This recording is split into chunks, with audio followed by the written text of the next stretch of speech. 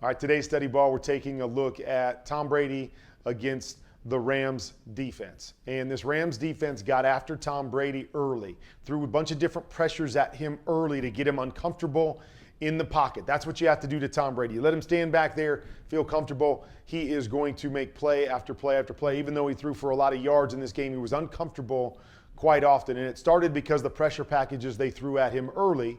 And then it comes down to Aaron Donald and company getting after him throughout the course of the game. They will move Aaron Donald around, and they will get him in different situations where they can match him up, whether it be with a guard or even a tackle, with some of the issues that the Bucs have with their offensive line. They can move him around in different places to get him the best matchup in one-on-one situations.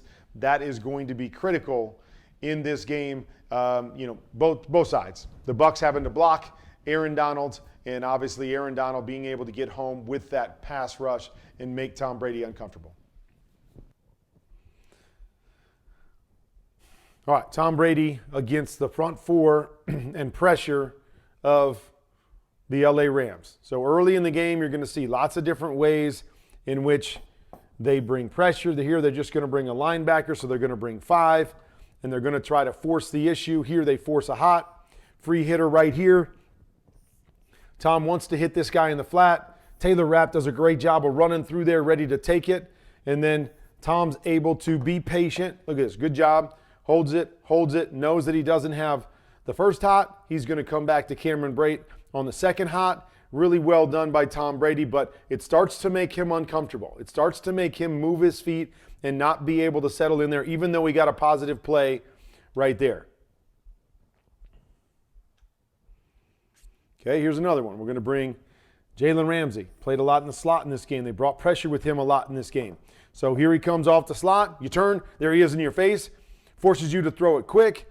He tips this ball, actually, but good job here in coverage. Right here, would have had coverage on Godwin where he was trying to throw the football. Pressure, getting the ball out of his hands quickly will be key. Good job there by Jalen Ramsey. But again, all these things, whether they're getting sacks or not, it's all about making number 12 think about them. Think that they're coming. Know that they're going to be in his face. Want to get the ball out of his hands quickly.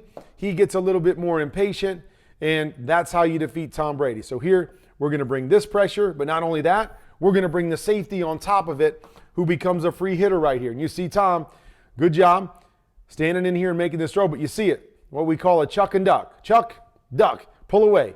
Chuck and pull away. Oftentimes that can lead to errant throws. Here, good throw to Mike Evans. They hit it, but all I'm doing is getting you to think, Tom. I'm getting you to think. I'm getting you to think. I'm coming. I'm coming. I'm coming. Continuing to come. Okay, here we go. He's coming back. All right, he's got a little slant right here and a swing.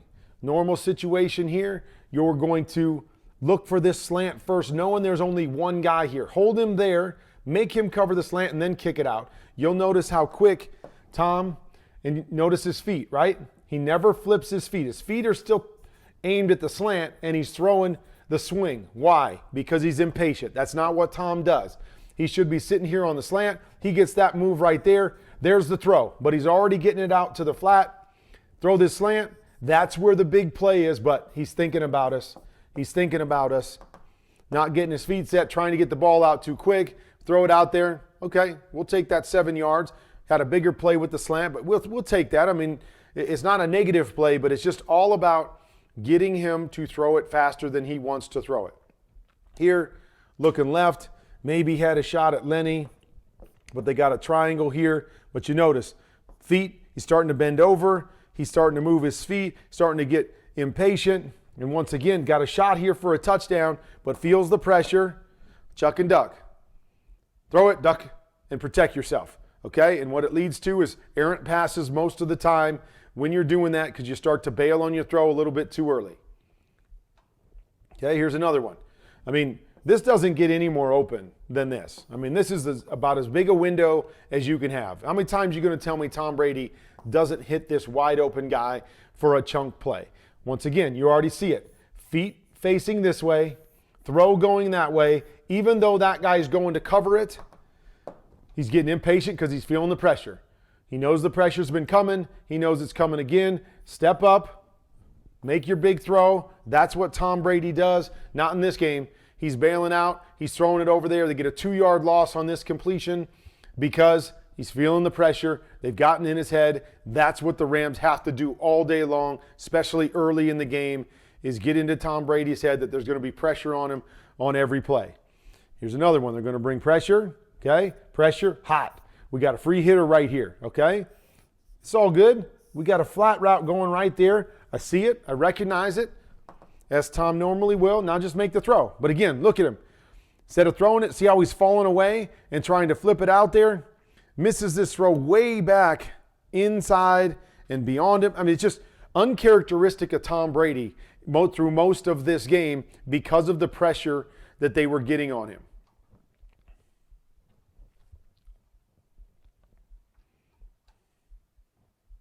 Okay? Something that pay attention to. The Rams like to play quarters coverage, 4 guys playing deep. But they do an interesting thing. Is here it would normally be these 3 guys playing the underneath zones. But they do an interesting thing with this slot defender, and it's what I call 4 carry. So it's still 4, but they'll carry this number 2 defender. When this guy goes vertical, they'll carry with him. Okay? In doing that, okay, this guy has to match all the inside and outside area of the field. He's got a whole bunch of ground to cover when they do that. So don't be surprised if you see this route a number of times. Okay, so we're going to clear out and go vertical here. We're going to run it in here, and we're going to give this guy a choice depending on what this defender does in that situation. I mean, you see it. Complete it right there. Look at all the space that's outside. You get big plays that way because of the technique by which they play this with this guy carrying. On top of that, you'll see it. He's going inside, but if he clears this out, you'd have an opportunity to hit the one outside as well. But that's a soft spot in this defense, something to keep an eye on in this matchup. And then I want to finish a little bit with number 99. Okay, ways that they're going to try to get 99 lined up against the weakest rushers for the Tampa Bay Bucs. So they do a few different things. Very seldom do you see teams go with 4 down linemen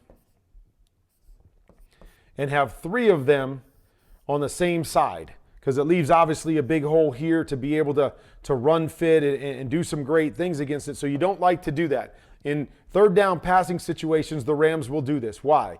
They do it because they don't want anybody to be able to help on number 99. They want to get him soloed up. And so when you go 3 this direction, the center has to take this guy because you can't ask a backside guard to go all the way through and block that guy. The tackle has to go out and get the outside guy. This guard is one-on-one with Aaron Donald. The only real help you can give him is back here. So you see what happens here. He's got to come out. He's got to go wide. As he sets, boom, Aaron Donald's passed him already, and he's in Andy Dalton's face for the sack. That's one way they like to isolate him if they want to isolate him on the inside. Here's another way. They do a lot of what we call 5 down. Okay, so they cover up every one of the offensive linemen with a defender. Now, these guys are outside linebackers, so they can drop into space and play zone coverages, but they will line up this way initially because it forces the offensive linemen to have to step out to block those guys. So once again, when they do this, you can't get any help to Aaron Donald. You can't get the center to cheat this direction when everybody is covered. They've got to step to their guy. It once again gives us one-on-ones with Aaron Donald. And you'll see here, boom, here he just goes right through the guard, and he uses the guard to create a sack on Kyler Murray as he pushes him. It's the first play of the game. Boom, set the tone, push the guard back, one-on-one, and go get yourself a sack. And then something that they did against Tampa, they went with just a 3 down look, but this is Aaron Donald out here. They've got him all the way out wide where he can rush on a tackle. We know Tristan Wirfs is questionable going into this game. If he plays, he's going to be gimpy with the foot. If he doesn't play, they're going to have a backup, a way for them to get isolation from the outside, use that speed and power of Aaron Donald to get the matchups they want when it's a passing situation. You'll see it right here. It ends up being him isolated on Gronk, Because again, it's hard when you go outside, no matter who it is, for this guy to somehow come and help. You don't go over the top and help, and Gronk's not going to step and let him go inside in case he doesn't get help. So you've got to set as if you're blocking him and you're letting him go around the edge, whoever that is. Now he goes around the edge, he gets past Gronk, he works his way all the way to Tom and creates a forced fumble and a sack in that particular situation. So few different ways to keep your eye on 99 on how they use him to get him matched up with the weakest link in the Tampa Bay Bucs offensive line.